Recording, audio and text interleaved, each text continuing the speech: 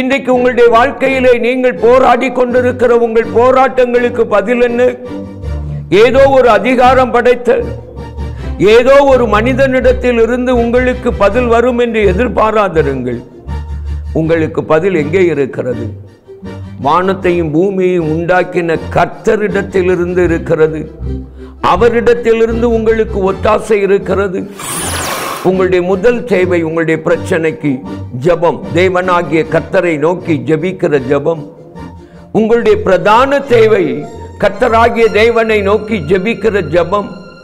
உங்களுடைய முக்கியமான தேவை கர்த்தராகிய ஆண்டவர் இயேசுவை நோக்கி ஜெபிக்கிற ஜெபம். மனிதர்களின் பின்னே போவதல்ல, மனிதர்களுக்கு பின்னே நடப்பதல்ல. நீங்கள் எப்படி ஜெபிக்க வேண்டும்? முதலாவது உங்களுடைய தேவைகளை தேவனிடத்தில் சொல்லிவிடுங்கள். இரண்டாவது, ஆண்டவருடைய சமூகத்தில் கொஞ்சம் தியாகத்தோடு ஜெபிக்க பழகுங்கள். அந்த ஜெபத்திற்கு பெயர் தான் உபவாசம். உபவாசித்து ஜெபியுங்கள். ஒருவேளை போஜனத்தை ஒதுக்குங்கள்.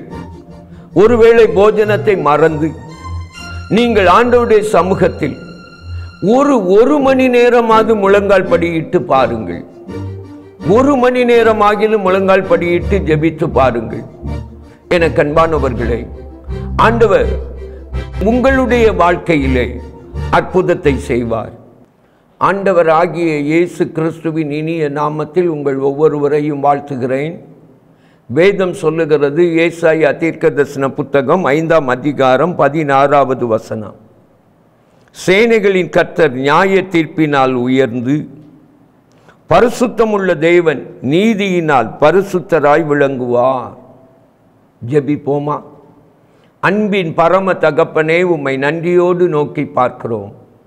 என்னோடும் எங்களோடும் பேசுகிற எங்கள் தேவன் இந்த நாளிலும் என்னோடும் எங்களோடும் பேசும். இயேசுவின் மூலம் வேண்டிக் கொள்கிறோம் பிதாவே, ஆமென். வேதம் சொல்லுகிறது, நம்முடைய தேவன் யாராம்? அவர் நியாய தீர்ப்பினால் உயர்ந்திருக்கிற சேனைகளின் கர்த்தர். இன்னமும் நம்முடைய தேவன் யாராம்? நீதியினால் உயர்ந்திருக்கிற பரிசுத்தராய் விளங்குகிற பரிசுத்தம் உள்ள தேவன். நம்முடைய தேவனிடத்தில் நியாயமும் நீதியும் உண்டு. அந்த நியாயத்தையும் நீதியையும் இந்த பூமியிலே, உங்கள் வாழ்க்கையிலே, நம்முடைய வாழ்க்கையிலே நிலைநிறுத்த அவர் யாராயிருக்கிறார்? சேனைகளின் கர்த்தராய் மட்டுமல்ல, அவர் பரிசுத்தமுள்ள தேவனாயிருக்கிறார். என கண்பானவர்களே, நம்முடைய தேவன் இன்றைக்கு நீதியும் நியாயமும் செய்கிறவர். வேதம் சொல்லுகிறது, லூக்கா எழுதின சுவிசேஷம் 18வது அதிகாரத்திற்கு உங்களுடைய வேதத்தை திருப்பி பாருங்கள். 1வது வசனம் தொடங்கி 8வது வசனம் வரைக்கும் ஆண்டவர் இயேசு அங்கே ஒரு ஓமையை நமக்கு சொல்லுகிறார். அந்த ஓமையிலே ஒரு விதவையான ஒரு ஸ்திரீயை ஆண்டவர் நமக்கு முன்பதாக நிறுத்துகிறார். அந்த விதவையான அந்த ஸ்திரீ ஒரு மனிதனிடத்திலே, ஒரு நியாயாதிபதியின் இடத்திலே போய் நிற்கிறாள். அந்த நியாயாதிபதி எப்படிப்பட்டவன் என்று லூக்கா 18:2 சொல்லுகிறது.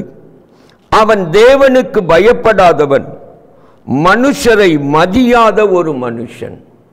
என கண்பானவர்களே, இன்றைக்கு பூமியிலே இப்படிப்பட்ட மனுஷர்கள் இருக்கிறார்கள்.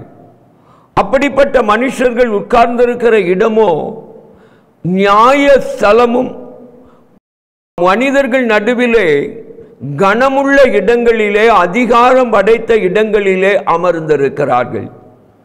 மனிதர்களுக்குள்ளே அதிகாரம் படைத்த இடங்களுக்குள்ளே அமர்ந்திருக்கிற அவர்கள் நியாயம் செய்வதும் இல்லை, அவர்கள் தேவனுக்கு பயப்படுவதும் இல்லை, அவர்கள் மனிதரை மதிப்பதும் இல்லை. இப்படிப்பட்ட மனிதர்கள் நடுவிலே இன்றைக்கு நீங்களும் கூட வாழ்ந்து கொண்டிருக்கலாம். அந்த விதவையான ஸ்திரீ என்று சொல்லும் பொழுது, அவளுக்கென்று பேசுவதற்கு இந்த பூமியில் ஒருவரும் இல்லை. எனக்காக நிற்க போகிறது யார்? எனக்காக பரிந்து பேச போகிறது யார்? எனக்காக உதவி செய்ய போகிற மனுஷன் யார், அதிகாரி யார் என்று ஏங்கிக் கொண்டிருக்கிற மனிதர்கள் தான் இந்த விதவைகளுக்கு சமமாய் ஒப்பிடப்படுகிறார்கள். என கண்பானவர்களே, இப்படிப்பட்ட சூழ்நிலையில் நீங்களும் ஒருவேளை இன்றைக்கு புலம்பலோடு கண்ணீரோடு உங்களுக்காக செயல்பட வேண்டிய தேவனை எதிர்பார்த்து காத்திருக்கலாம். இங்கே வேதம் என்ன சொல்லுகிறது பாருங்கள். அந்த காரியத்திற்கு ஆண்டவர் ஒரு பதில் சொல்லுகிறார். இப்படிப்பட்ட சூழ்நிலையில் இருக்கிற ஒரு மனிதன் எப்படி இருக்க வேண்டுமாம்? வேதம் சொல்லுகிறது, லூக்கா 18ஆம் அதிகாரம் 1வது வசனம், சோர்ந்து போகாமல் எப்பொழுதும் ஜெபம் பண்ண வேண்டும் என்பதை குறித்து அவர்களுக்கு அவர் ஒரு உவமையை சொன்னார். என கண்பானவர்களே, இப்படிப்பட்ட சூழ்நிலையில் நிற்கிற, அப்படிப்பட்ட கைவிடப்பட்ட நிலைமையில் இருக்கிற ஒரு விதவையை போன்ற ஒரு நிலைமையிலே காணப்படுகிற ஒரு மனிதனுக்கு வேதம் சொல்லுகிற பதில் என்ன தெரியுமா? ஜெபம். இந்த சூழ்நிலைக்கு வேதம் சொல்லுகிற பதில் ஜெபம். இன்றைக்கு உங்களுடைய வாழ்க்கையிலே நீங்கள் போராடி கொண்டிருக்கிற உங்கள் போராட்டங்களுக்கு பதில் என்ன?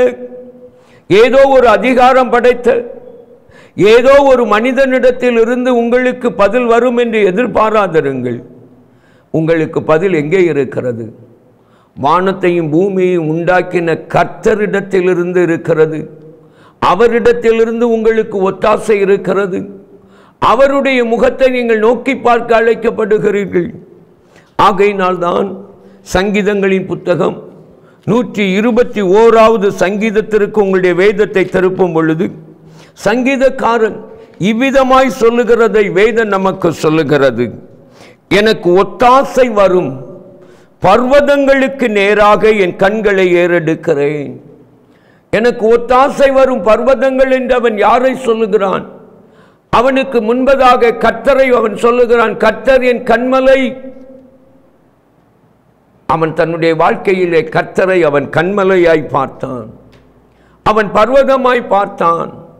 எனக்கு ஒத்தாசையை உண்டாக்குகிற கர்த்தர் யார்? அவர் எனக்கு கண்மலையாய், அவர் எனக்கு மீட்பராய் இருக்கிறார். அவருக்கு நேராக என் கண்களை ஏறெடுக்கிறேன். அந்த பர்வதமாகிய அந்த கர்த்தர், கண்மலையாகிய கர்த்தர் யார்? 121:2 சொல்லுகிறார், வானத்தையும் பூமியையும் உண்டாக்கின கர்த்தர், அவரிடத்திலிருந்து எனக்கு ஒத்தாசை வரும். உங்களுக்கு விரோதமாக எதிர்த்து நிற்கிற, நியாயம் செய்ய மறுக்கிற, நீதி செய்ய மறுக்கிற, அநீதி உள்ள மனுஷராய் உங்களுக்கு முன்னே நிற்கிற அந்த மனிதர்களையும் உண்டாக்கினவர் தான் அந்த வானத்தையும் பூமியையும் உண்டாக்கின கர்த்தராகிய இயேசு கிறிஸ்து. அவர்களுக்கு முன்பதாக இந்த மனுஷர்கள் ஒன்றுமில்லை. என கண்பானவர்களே, என்ன நடந்தது என்று சொல்லி பாருங்கள். அந்த மனிதன் தேவனுக்கு பயப்படாமல் மனுஷரை மதியாமலும் இருக்கிற அந்த மனுஷன் என்ன சொன்னானாம்? இவள் மறுபடியும் மறுபடியும் அந்த மனுஷனை போல் அலட்டினபடியினால். என கண்பானவர்களே, நீங்கள் இன்றைக்கு செய்ய வேண்டியது இதுதான். மறுபடியும் ஜெபம் பண்ணுங்கள். இதுவரை எத்தனை முறை ஜெபித்து விட்டேன், என் ஜெபத்திற்கு பதில் இல்லையே என்று சொல்லுகிறீர்களா? அங்கே வேதம் சொல்லுகிறது, அவள் மறுபடியும் மறுபடியும் போய் அந்த மனுஷனை அலட்டி கொண்டே இருக்கிறாள். அவள் ஜெபித்து கொண்டே இருக்கிறாள். அவள் விண்ணப்பம் பண்ணிக்கொண்டே இருக்கிறாள். நீங்கள் மறுபடியும் ஜெபியுங்கள், நிறுத்திவிடாதிருங்கள், இன்னமும் ஜெபம் பண்ணுங்கள். உங்களுடைய முதல் தேவை, உங்களுடைய பிரச்சனைக்கு ஜெபம், தேவனாகிய கர்த்தரை நோக்கி ஜெபிக்கிற ஜெபம்.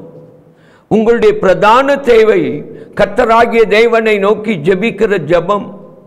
உங்களுடைய முக்கியமான தேவை கர்த்தராகிய ஆண்டவர் இயேசுவை நோக்கி ஜெபிக்கிற ஜெபம். மனிதர்களின் பின்னே போவதல்ல, மனிதர்களுக்கு பின்னே நடப்பதல்ல. நீங்கள் எப்படி ஜெபிக்க வேண்டும்? முதலாவது உங்களுடைய தேவைகளை தேவனிடத்தில் சொல்லிவிடுங்கள். இரண்டாவது, ஆண்டவருடைய சமூகத்தில் கொஞ்சம் தியாகத்தோடு ஜெபிக்க பழகுங்கள். அந்த ஜெபத்திற்கு பெயர் தான் உபவாசம். உபவாசித்து ஜெபியுங்கள். ஒருவேளை போஜனத்தை ஒதுக்குங்கள். ஒருவேளை போஜனத்தை மறந்து நீங்கள் ஆண்டவருடைய சமூகத்தில் ஒரு மணி நேரமாவது முழங்கால் படியிட்டு பாருங்கள். 1 மணி நேரமாகிலும் முழங்கால் படியிட்டு ஜெபித்து பாருங்கள். என கண்பானவர்களே, ஆண்டவர் உங்களுடைய வாழ்க்கையிலே அற்புதத்தை செய்வார். இரண்டாவது நீங்கள் ஜெபிக்க வேண்டியது, வேதம் சொல்லுகிறது, ஸ்தோத்திர பலியிடுகிறவன் என்னை மகிமைப்படுத்துகிறான். சங்கீதங்களின் புத்தகம் 50ஆம் சங்கீதம் கடைசி வசனம் அதை சொல்லுகிறது. இன்னமும் வேதம் என்ன சொல்லுகிறது? பிலிப்பியர் 4ஆம் அதிகாரம் 6வது வசனம், ஸ்தோத்திரத்தோடே கூடிய ஜபத்தினாலும் வேண்டுதலினாலும் தேவனுக்கு தெரியப்படுத்துங்கள். உங்களுடைய ஜபத்திலே ஸ்தோத்திரம், தேவனுக்கு நன்றி. இந்த சூழ்நிலையில் நான் இருக்கிறேன் என்கிறதை அறிந்திருக்கிறபடினால் ஸ்தோத்திரம். உமக்கு தெரியாமல் இந்த பிரச்சனை எனக்கு வரவில்லை, உமக்கு நன்றி. இயேசுவை பார்த்து சொல்லுங்கள். என கண்பானவர்களே, உங்களுடைய ஜபத்திலே உபவாசம் இருக்கட்டும், உங்களுடைய ஜபத்திலே ஸ்தோத்திரம் இருக்கட்டும். எல்லாவற்றிற்கும் கண்ணீர் சிந்தி கொண்டிராதிருங்கள். கண்ணீர் விட வேண்டிய நேரம் உண்டு, கலங்க வேண்டிய நேரம் உண்டு. ஆனால் விசுவாசத்தோடு உங்களுடைய கண்ணீரை துடைக்க வேண்டிய ஒரு நேரம் உண்டு. அன்னாள் கண்ணீர் சிந்தி கொண்டே இருந்தாள். ஆனால் விசுவாசித்து ஆண்டவரை நோக்கி அவள் ஜெபித்த பொழுது 1 சாமுவேல் 1:11 தேவரீர் நீர் எனக்கு ஒரு ஆண் பிள்ளையை தருவீரானால் அவனை உமக்கென்றே தருவேன், அவன் மேல் சவரகன் கத்தி படுவதில்லை என்று சொல்லி ஒப்பு கொடுத்து ஜெபித்த பின்பு என்ன நடந்தது பாருங்கள். வேதம் சொல்லுகிறது, அப்புறம் அவள் துக்கமுகமாயிருக்கவில்லை. உங்களுடைய வாழ்க்கையில் அவள் தன்னுடைய பிள்ளையை அவள் இன்னும் பெற்றெடுக்கவில்லை, ஆண் மகனை இன்னும் பெற்றெடுக்கவில்லை. ஆனால் அவளுடைய துக்கம் அதற்கு முன்னே நின்று போயிற்று. இன்றைக்கு நம்முடைய வாழ்க்கையில் என்ன எதிர்பார்க்கிறோம்? என் பிரச்சனை முடிகிற அன்னைக்கு தான் என் துக்கம் முடியும். இல்லை, துக்கம் எப்போ முடியணும் தெரியுமா? நீங்கள் தேவனை விசுவாசிக்கிற அந்த நிமிஷத்தில் உங்கள் துக்கத்திற்கு முடிவு உண்டாக வேண்டும். நீங்கள் தேவன் மேல் உங்கள் நம்பிக்கையை வைக்கிற அந்த நிமிஷத்தில் உங்களுடைய கண்ணீருக்கு முடிவு உண்டாக வேண்டும். அதுக்கு பேர் தான் விசுவாசம், அதுக்கு பேர் தான் தேவன் பேரில் வைக்கிற நம்பிக்கை. இன்றைக்கு உங்களுடைய வாழ்க்கையில் அந்த நம்பிக்கையோடு அந்த விசுவாசத்தோடு கூடிய ஜெபம் வேண்டும். ஜெபியுங்கள், உபவாசித்து ஜெபியுங்கள், ஸ்தோத்திரத்தோடு ஜெபியுங்கள், விசுவாசத்தோடு. துக்கத்தை களைந்து விடுகிற, துக்கத்தை ஜெயித்து விடுகிற விசுவாசத்தோடு ஜெபியுங்கள். கண்ணீரை களைந்து விடுகிற, கண்ணீருக்கு முற்றுப்புள்ளி வைக்கிற நம்பிக்கையோடு விசுவாசத்தோடு ஜெபியுங்கள். இந்த ஜெபம் என்ன செய்கிறது பாருங்கள்.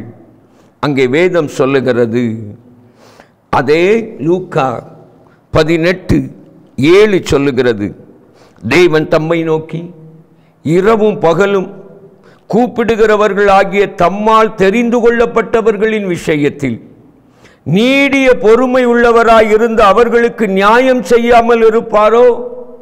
சீக்கிரத்திலே அவர்களுக்கு நியாயம் செய்வார் என்று உங்களுக்கு சொல்லுகிறேன்.